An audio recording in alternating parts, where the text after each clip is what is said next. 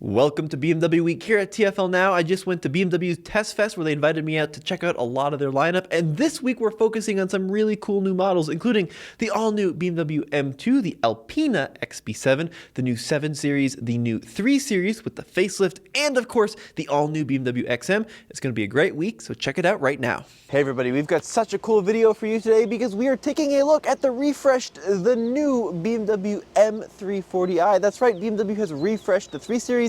It's gone through what they call the LCI, or Life Cycle Impulse. And in this video, Sofian behind the camera. Hey Tommy. From Redline Reviews and I are going to take a detailed look at this car. All right, Sofian, so this car has some changes on the outside, but it's pretty subtle, right?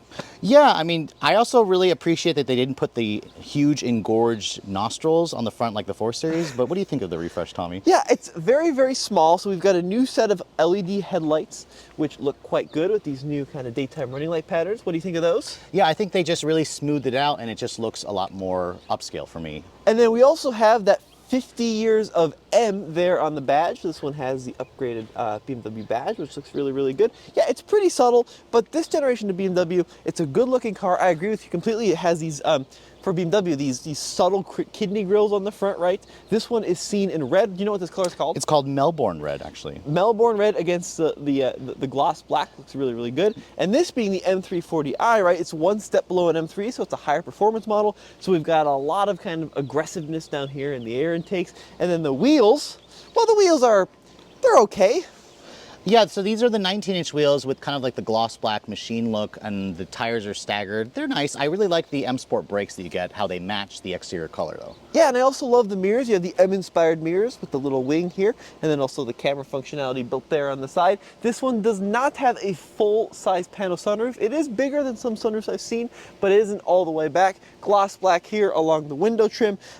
We do have a staggered tire size setup, right, Sofian? Yeah, so two 55s in the rear and two 25s in the front. And then coming along the back, we've got the M340i badging, X-Drive for all-wheel drive, dual exhaust tip, which look good, and then this rear diffuser in the gloss black. But what I'm going to do is take the camera and have Sofian talk us through the engine in this thing. Oh yes, because that's the whole reason why you decided to get the M340 and not a base 330i, right, Tommy? Yeah, so what are we looking at under the hood? Yeah, so this is the only way in the regular 3 Series that you can get a 6-cylinder, because the other models are 4-cylinder only. And this is the company's good 6-cylinder. It's the B58, so it's a 3-liter twin power turbo. It's a single turbo with a twin scroll design, and it has a 48-volt mild hybrid system. 382 horsepower, and that's of course probably conservative. You know, the Germans are super conservative. And 369 pound-feet of torque, and you hit the 8-speed ZF automatic. And surprisingly, Tommy, it gets decent gas mileage, 2332 mpg. But this is the top dog in the standard 3 Series lineup before you get into some of the M models. But why don't we do this, Sofian? Do you mind pulling this car into the shade? Yeah. And we'll take a look at the interior. I'm gonna walk down there, we'll get a shot of this car on the move. Now I do like the 3 Series, right? BMW says that this is the heart of the brand. It's the model that is representative of kind of their ultimate driving experience. And this latest generation, it's been around for some time now, so it has needed an LCI for a little bit, but this refresh is looking good, and it does make the car look a little bit more fresh, especially as we head on into the inside of the car, where we're going to see some noticeable changes, and that's really where a lot of the improvements come in. So primarily from a technological standpoint, wow, Sofian is on the move. Got to get my little trot going here. All right, so Sofian, what is that big screen doing in here? Yeah, so this is their new iDrive 8 software, which means unlike the previous or the pre-refresh model, we can now have a 14.9-inch screen. So that is about 3 inches larger than the prior generation, and we have that new curved display, and this is running on their newest software, which I just think actually looks really good. It looks pretty much the same as what you find in the i4.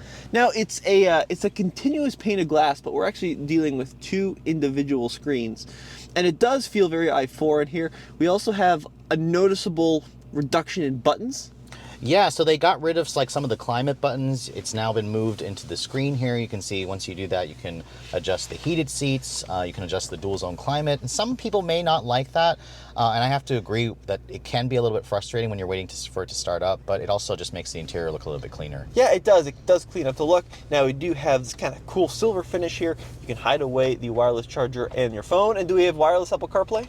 Yes, we do. And when it's connected, you can see it takes up the entire screen. It looks really nice. Jeez, it's huge. It's just enormous. Look at that. Now, this is a better system, I think. We just drove the BMW X1 yesterday, which has the smaller screen, but it looks best in the 14.9-inch screen. Yeah, that 10.7-inch screen in the X1 just looked like it was cut off at a really awkward angle, and I think that BMW should have just went with the bigger screen, but it fits really nicely in this cabin. I do like how they color match the vehicle here. That's nice. But then, when you go to the cameras... So yeah, when you put it in reverse here and you go to the 3D view, look, it actually showed the door opening and closing. Yeah, this is technically not color matched, but the way that this works when you're scrolling around the vehicle looks pretty cool. This also is backup assistant, so it will track the way you drive forward, and then if you need help backing up, it'll actually follow that same path backwards, which is pretty fun.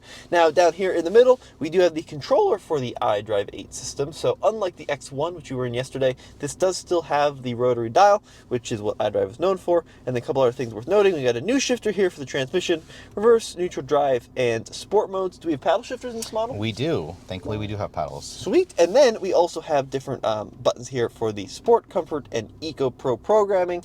And then center console. It's not super deep. And let's take a look at the sticker. So I'm going to guess that this car comes in, haven't seen the sticker, $59,000. Yeah, you're off. You're pretty off. Remember, it's a BMW and a lot of things cost extra.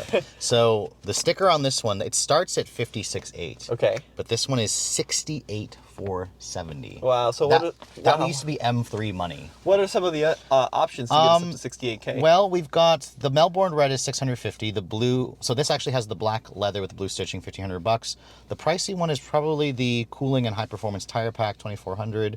And then the premium package, the parking assistance, the shadow line package, so all that black trim that you see, $1,000 destination, the Harman Kardon stereo. I mean, this is really expensive, to be honest. Yeah, $68,000 is a ton of money for a 3 Series. Keep in mind, we're not anywhere near 5 Series or 7 Series territory here.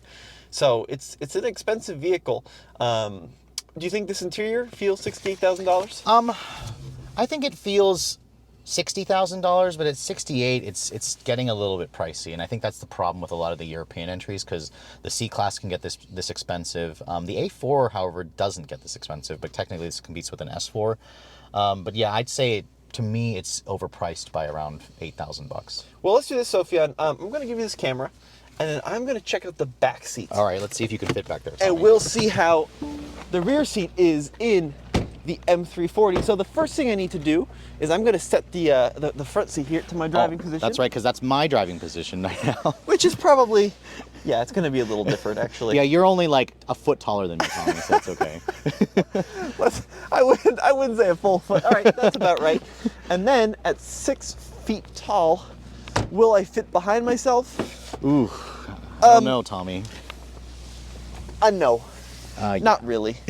I mean, it is a little bit scalloped, so I do technically fit, but this is not a fantastic rear seat in terms of legroom. And then the middle seat, you're dealing with the hump too, right? Oh, yes. So you got this large intrusion, so that's not great. And then you're running, it's not a very good You look rear very seat. uncomfortable, Tommy, that's for sure. This is definitely a child-sized rear seat. What do you think of the blue stitching, by the way? I actually like the blue stitching, but I also wish it was red to match the red exterior. That would be kind of neat. And then let's check out the trunk. Do we have the infamous, let me grab the key. Let's see if it'll do. Oh, look at that. Didn't expect it to have that. So we do have the underside little trunk pop here. Pretty good trunk volume. Yeah, BMW says around 13.5 cubic feet, which is surprisingly the same amount of space that they claim for the new 7 Series.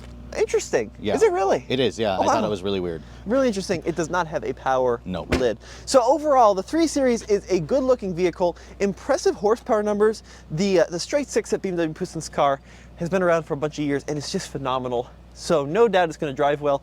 But is it worth $68,000? I think, again, it's overpriced by about 10 grand.